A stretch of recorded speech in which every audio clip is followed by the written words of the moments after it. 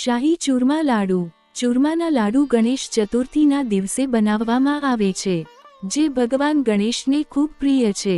ચૂરમાના લાડુ એક પારંપરિક મીઠાઈ છે. ચાલો આજે આપણે બનાવી શાહી ચૂરમા લાડુ. 2 કપ ઘઉંનો કરકરો લોટ, 1 કપ ચણાનો કરકરો લોટ, 5 કપ દેશી ઘી મૂળ, હુંફાળું પાણી જરૂર મુજબ. લાડુ: પોણું કપ દેશી ઘી, 2 ચમચી પિસ્તા કતરણ, 1 ચમચી બદામ કતરણ, 1 ચમચી લાલ દ્રાક્ષ, 1 ચમચી ખસખસ, 1 ચમચી તલ, 11/2 કપ ગોળ, અડધું ચમચી ઇલાયચી પાવડર, 5 ચમચી જાયફળ પાવડર, ગુલાબની પાંખડી. એક વાસણમાં ઘઉંનો લોટ અને ચણાનો લોટ લેવા તેમાં ઘીનું મોણ નાખી મિક્સ કરો.